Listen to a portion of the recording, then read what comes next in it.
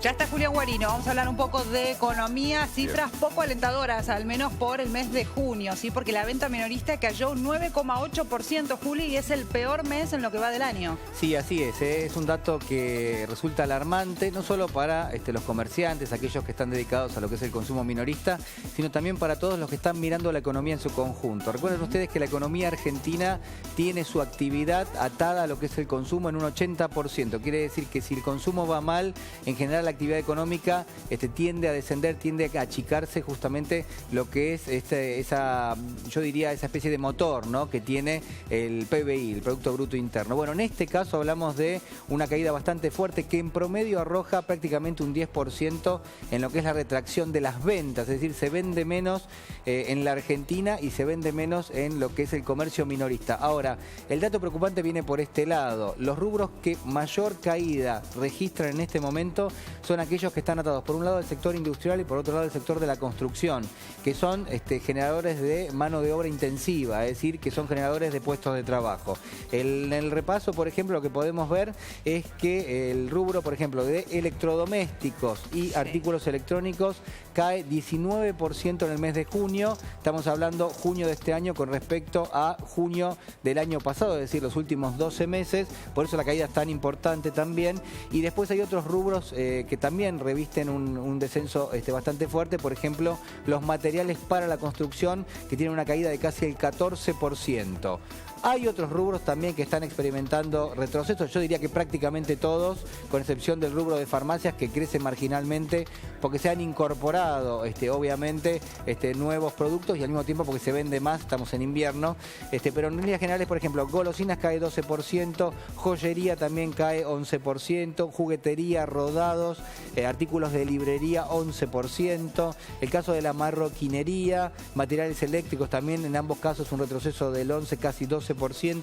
Y bueno, decíamos materiales para la construcción, muebles, muebles de hogar, neumáticos, perfumería y sobre todo el sector textil, que también en promedio tiene un retroceso del 10%. Sí. Hay varias preguntas que hacerse con respecto a esto. Primero, bueno, ¿cuál es el impacto o en todo caso cuál puede ser el correlato de esto? Lo decíamos recién, que golpea lo que es el mercado de empleo. Es decir, si vos tenés que las principales actividades que son demandantes de mano de obra están en un retroceso, es obvio que son sectores que se van a ir achicando, por lo menos en el corto plazo, independientemente de que después pueda operar una reactivación hacia fin de año. De todas maneras, el comerciante chico, el comerciante minorista, tiene espaldas financieras bastante cortas, es decir, no puede aguantar a que mejore la situación y tiene que tomar decisiones, obviamente, de corto plazo. Entre estas, a veces están los despidos, a veces está reducir, por ejemplo, lo que es su stock, es decir, trata de sacrificar una parte del stock, de que no le sea tan caro seguir por lo menos lo que es la actividad comercial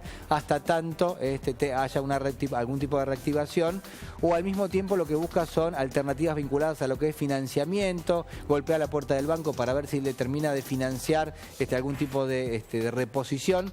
Pero en general lo que se está viendo es que un poco las variables macroeconómicas que están mostrando un retroceso de la actividad también golpean a aquel que se dedica al comercio minorista.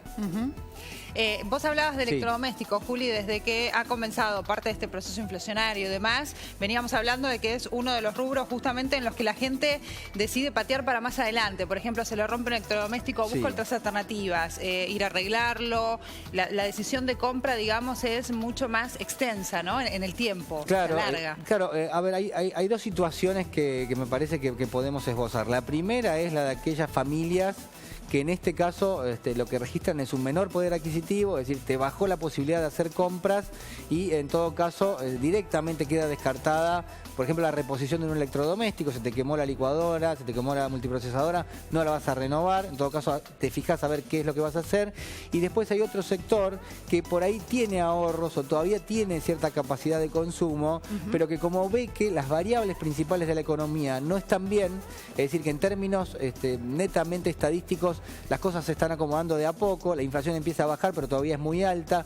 Lo que tiene que ver con las negociaciones paritarias, bueno, en algunos casos se cerraron por 6 meses y ahora volvemos a entrar en una fase donde se vuelve a renegociar paritarias y todavía no saben cuánto va a ser justamente esa recomposición salarial. Bueno, todos estos efectos de alguna manera repercuten en que estas familias que tienen por ahí algún ahorro deciden cuidarlo, deciden ser conservadores, ser cautelosos y no hacer justamente la compra que por ahí están necesitando en este momento.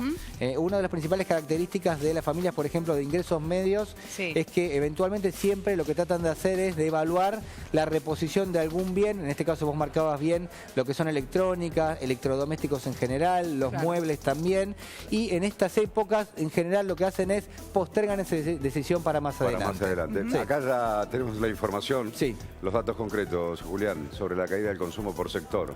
Claro, fíjense el primer puesto, ¿no? El lamentable primer puesto, que es electrodomésticos y artículos electrónicos. Casi un 20%. Man. Claro que la industria argentina en gran medida no es una industria de alto valor agregado, pero sí es una industria que, por ejemplo, produce electrodomésticos con una parte de componentes nacionales y otras importados, pero esto golpea y mucho a lo que es la industria local.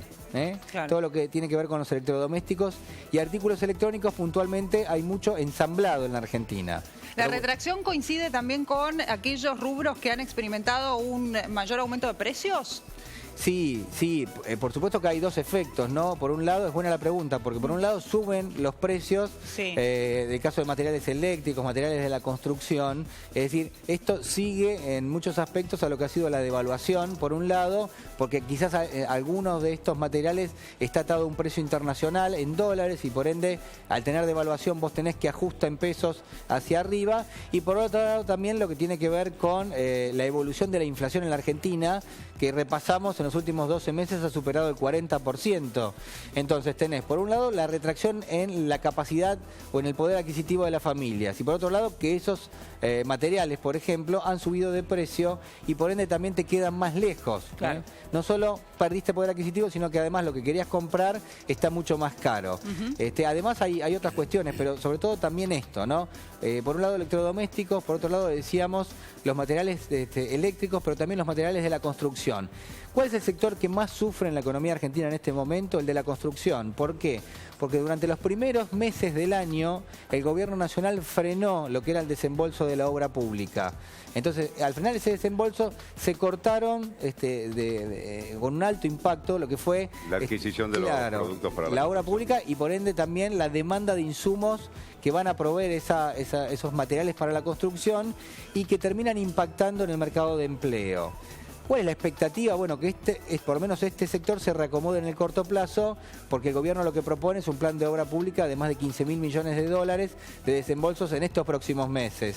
Así que, bueno, para tener en cuenta, pero fíjense ustedes que el mapa es bastante preocupante, yo creo, ¿no? Porque todo eso que están viendo ahí, que ustedes tienen detrás, son todos caídas, Es decir, son todos retrocesos interanuales muy fuertes del orden del 15, 17, 19% y la verdad que lo que salda es un momento actual de la economía bastante complejo en un contexto donde quizás por ahí uno de los datos que va a ofrecer el gobierno en las próximas semanas es el de un recorte en la inflación. Hemos tenido inflación del 7, del 5% en los últimos meses. Bueno, en principio junio estaría dando una inflación en el orden del 2,5%. Y para julio algunos están anticipando ya un descenso a un 2%, que de alguna manera empieza a ser el escenario que el gobierno quiere de alguna forma dar a entender que está cristalizando lo que eran sus expectativas, el famoso segundo semestre que por ahora solo se ve en términos inflacionarios. ¿En cuanto a consumo lo ves como un mes bisagra, el mes de junio? Yo creo que lamentablemente no, Claudio. Me parece que todavía tenemos 2 o 3 meses más como mínimo con retrocesos fuertes y a partir de allí, a partir de que la construcción se empiece a reactivar, sí puede llegar a generar cierta demanda en algunos sectores que obviamente proveen insumos para lo que es esta industria. Gracias, Julián. No, por favor. Seguimos en